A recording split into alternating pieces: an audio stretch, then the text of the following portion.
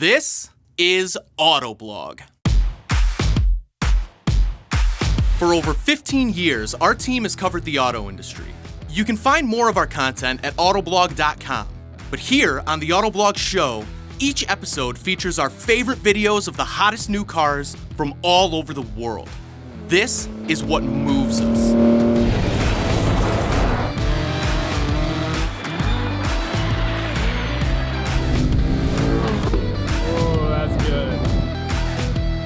We're drivers, off-roaders, journalists, tech geeks, gamers, filmmakers, and adventurers. This is Autoblog.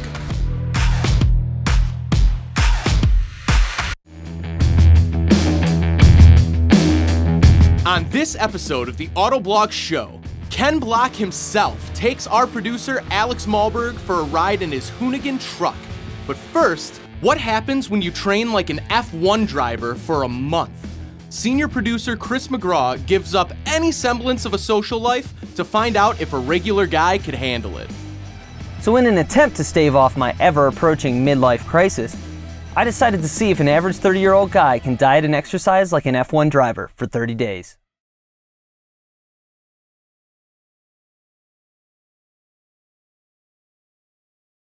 So I just got done with my first day's worth of exercise, did some warm-ups, did some indoor biking, took about an hour. It's been a while since I've done anything like that, but I think overall it went pretty well. Now I just gotta go and make some food. I'm 2 meals into the day right now, but nowhere near where I need to be for calories or for protein or for fat or carbs. So I have a lot of eating to do.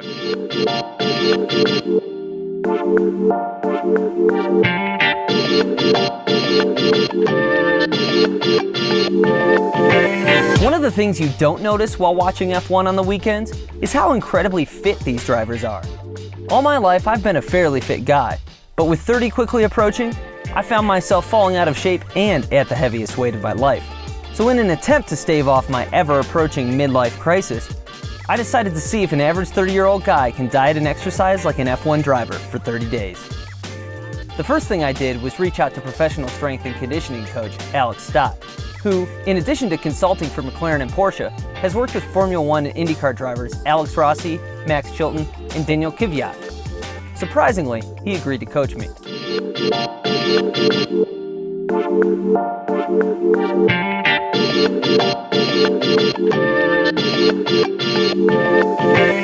So the biggest thing with this F1 fitness routine, as with pretty much every fitness routine, is that diet is just as important, if not more important, than the exercises I'll be doing.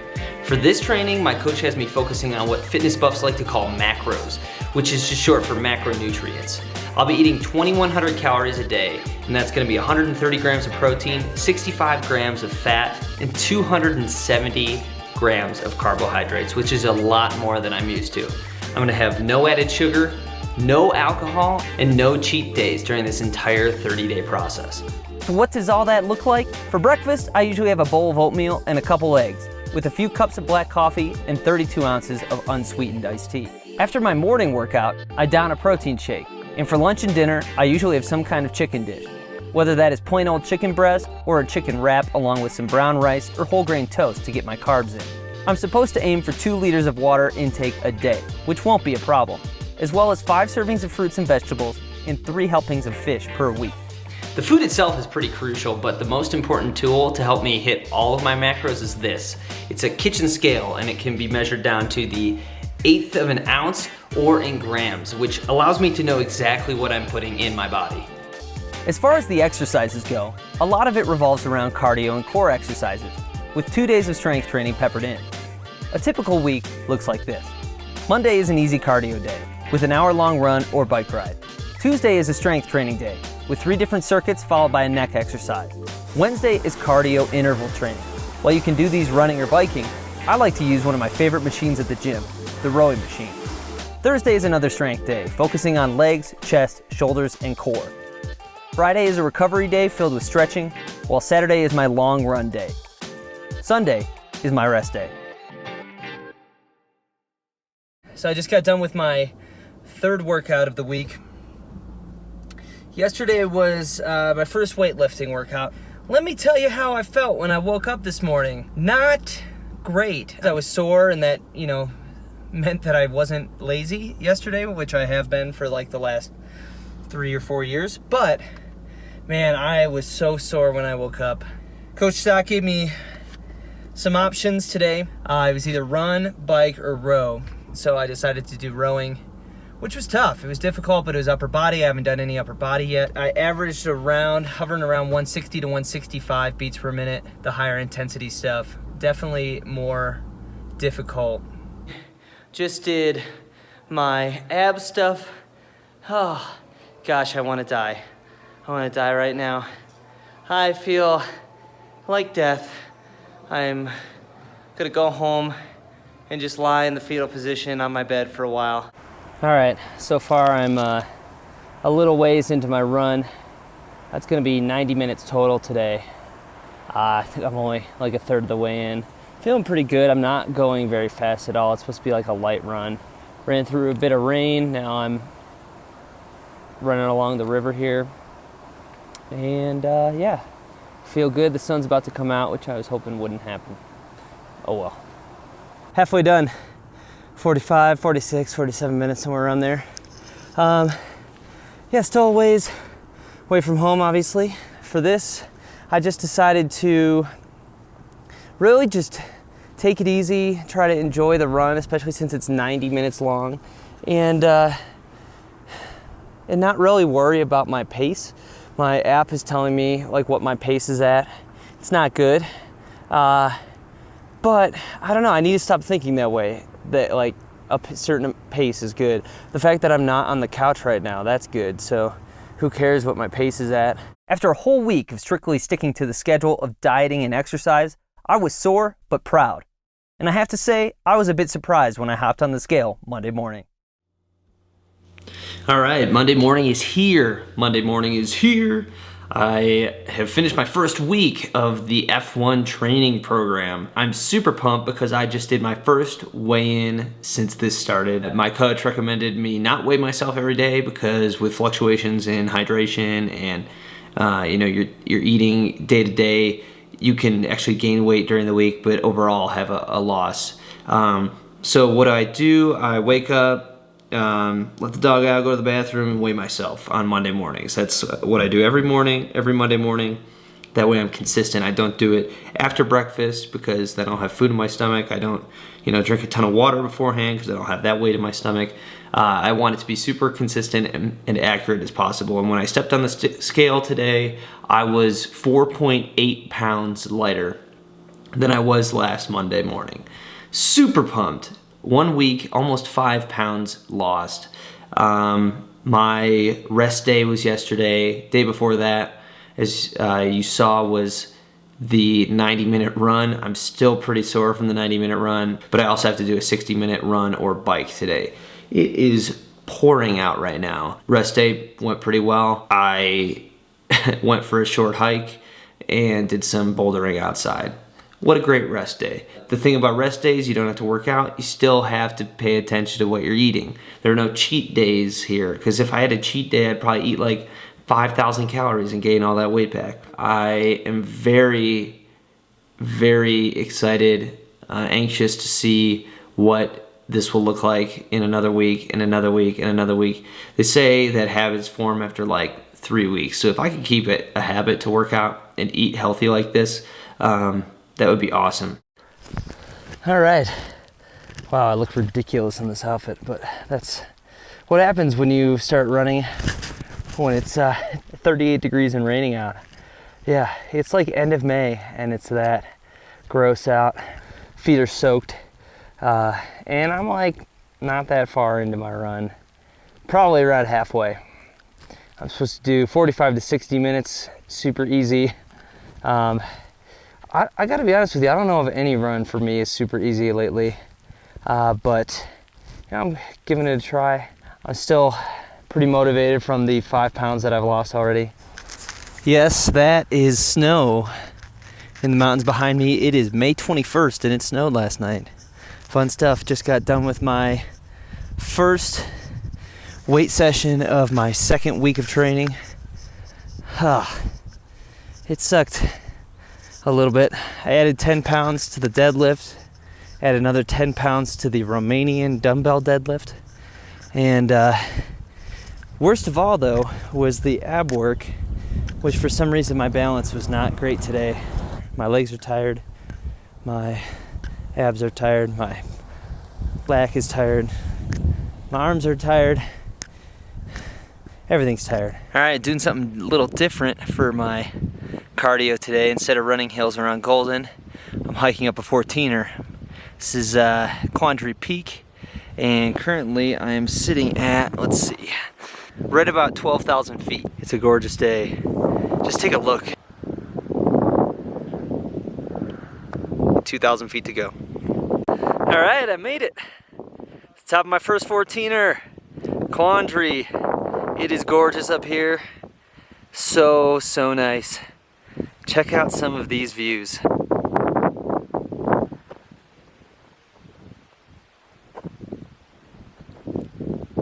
Weeks 2 and 3 flew by, and while I added weights and reps to my workouts, everything seemed to be going along smoothly. There were a few days I really didn't want to go to the gym, but I forced myself to go anyway. After week 2, I had lost a total of 7.5 pounds, and had increased most of my lifts by 10 to 15%.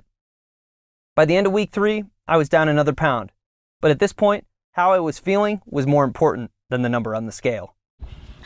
I don't know if this is something that the workout necessarily brought up, or just like having more of a routine. I work from home, I travel a lot, don't really exercise on a regular basis until now. I'm staying home, not traveling during this 30-day period, so I can focus on my workout, my diet, and having everything so specific has really helped me with my organization in my life in general. I get a lot of sleep in general, a lot more than I did when I lived in Michigan and had to commute and all that jazz.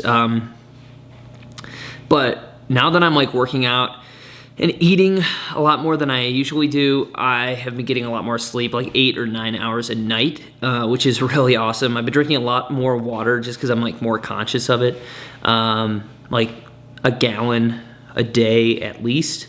And I've been a lot more organized in life in general. I know my schedule a lot better. I like map everything out. When am I gonna work out? When am I gonna wake up? When do I eat lunch? When do I eat dinner? All that stuff. And I also like have just been keeping my apartment cleaner.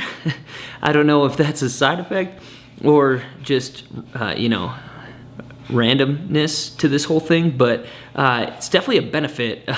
I feel a lot better when I come home from a run. I could throw my clothes in the laundry, get changed into warm clothes, and then sit down and I have food in the fridge, meal prepped out for me. I don't have to pick up a bunch of crap that's lying around the house. I can just sit down, eat, relax. Yeah, so there's more benefits than I thought to this whole process.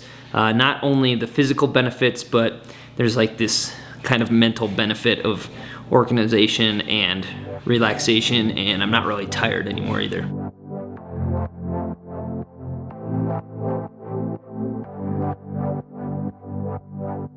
It's only water, it's either sink or swim. Can't hold back your light and expect to win. Gotta go harder, oh, you've gotta learn. Don't suppress your fire, baby, let it burn. It might be gloomy and rainy and dark out, but I'm not feeling gloomy at all right now because my F1 training is over. 30 days, dieting, exercising like an F1 driver, done, complete, boom. Let's go over what happened in the 30 days. So no cheat days happened, no added sugars, no alcohol. I also lost 10 pounds in 30 days. I have hit the 150s for the first time in a long time, and I'm super pumped about that. I've also kind of made it a habit of working out this much, at least the running portion of it, and the eating has become more of a habit for me too.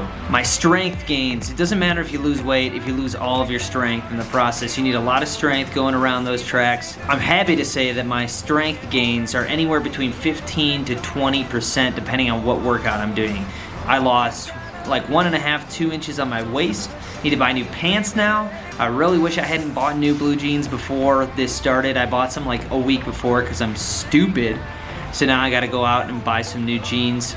And finally, that first week, man, that first run was brutal. 90 minutes, I hated it the whole time. Even the second week, which was 2 hours long, I hated it. Now I kind of look forward to running. I stopped paying attention to what my pacing was at. That was really stressing me out. And once I stopped doing that, I really started to enjoy it. So I'm gonna keep running. Who knows, maybe I'll start competing in triathlons again. That would be super awesome. I think just having a dedicated schedule for the first time in a long time revolving around workouts definitely helped me out a ton and just made me feel like my whole entire life was kind of more organized than it usually is. Did I get Lewis Hamilton 8-pack abs? Of course not. It takes more than 30 days to get 8-pack abs. At least when you start where I started off. Maybe I have like a 2-pack going on, you know? I could actually see an outline of my ab muscles, and that's pretty exciting for a guy who was, you know, at his highest weight of his life 30 days ago. But overall, my thoughts on F1 drivers, you know, it's tough doing this when this is all you have to focus on. I definitely have a lot of respect for the F1 drivers out there for staying this fit. Check out the article on autoblog.com. I have my fitness routine, I have some more diet information, I have a more detailed journal in there too, so you can know what to expect if you want to train like an F1 driver for 30 days. Autoblog is the complete source of breaking car news, in-depth reviews, exciting videos on all the hottest cars. If you're in the market for a new ride, shop our thousands of listings, or use our car finder to discover your perfect match. Visit Autoblog today. So today's gonna be pretty fun. We are gonna be riding with Ken Block today in his Hoonitruck. It's a old F-150. How awesome is this? I love my job. What was this truck, if you don't mind me asking? I mean, like the original truck? Yeah. I mean, it was just a stock 70s Ford F-150. So we bought it, you know, there's plenty of them out there on the market. And so I actually am really partial to this truck because I grew up, you know, being driven around in it. Putting my dirt bike in the back. And so when we were looking to make another kind of cool, unique, different vehicle like the Hoonicorn, this was instantly one of my ideas because it really harkened right back to my childhood. I love it. Yeah, me too. All right, back out there. All right, let's do this.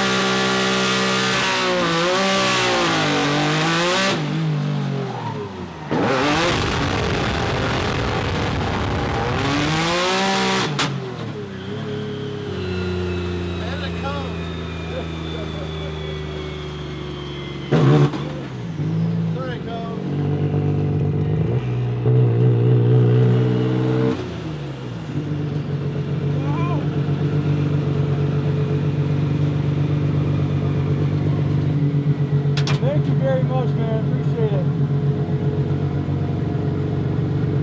Yep, you got it.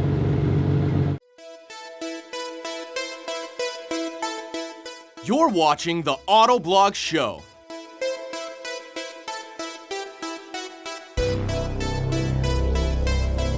Coming up, a look at the famous Pikes Peak Hill Climb in Colorado.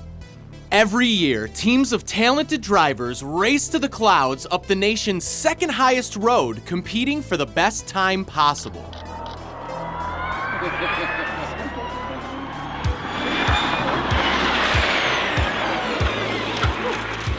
How's it going, Autobloggers? Senior Producer Chris McGraw here. I wanted to talk to you about my favorite shoots, and one in particular. I've had a lot of shoots in my 7 years here. A lot of them stand out to me, but one of my favorite days on the job actually happened as soon as I moved out to Colorado. And shortly after that, I was on the side of Pikes Peak for the Pikes Peak Hill Climb. If you're not familiar with the Pikes Peak Hill Climb, basically it's just a race up Pikes Peak, which is a mountain that's over 14,000 feet in elevation. We call them 14ers out here in Colorado. There's over 50 of them. There's only 2 that you can drive to the top of, Pikes Peak and then Mount Evans. Mount Evans is actually the tallest road in North America. Pikes Peak is number 2.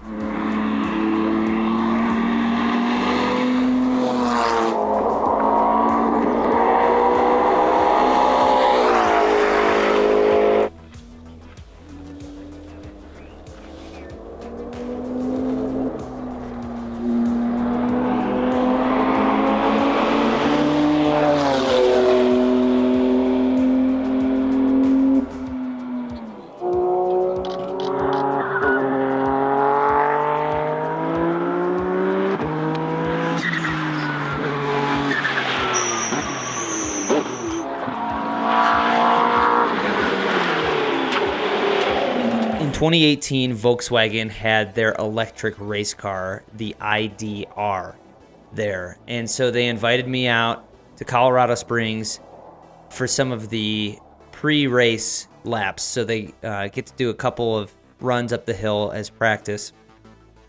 And Volkswagen was looking to not only win the race, so it's one at a time, not multiple cars at a time, it's just a time race.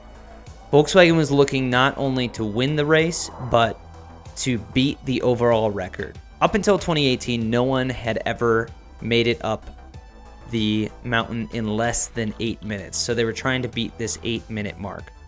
A few things you should know if you're not familiar with mountain driving. Naturally aspirated engines lose quite a bit of power when they're at higher altitude. There's thinner air, less compression, less horsepower. Electric cars don't have that issue. Electric motors do not have that issue.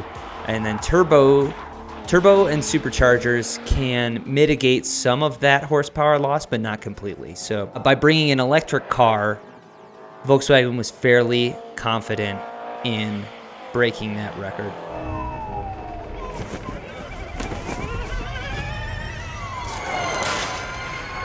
And he's off. And there he goes. Romontuma. Holy smokes. That is one extremely fast car. I mean, it was about a second from the time it left the starting line until the time it was out of sight. Unbelievable. Not only did Volkswagen break the previous world record of 8 minutes 13.878 seconds, which was set in 2013 by Sebastian Loeb in a specially prepared Peugeot race car, the ID.R got to the top of Pikes Peak in under 8 minutes, with a time of 7 minutes 57.148 seconds, more than a quarter of a minute faster than anyone else in history. That's an average speed of over 90 miles per hour on a road where there is a razor-thin margin of error. While this record still stands today, with the incredible advancements of electric race car technology, we fully expect it to be broken once again.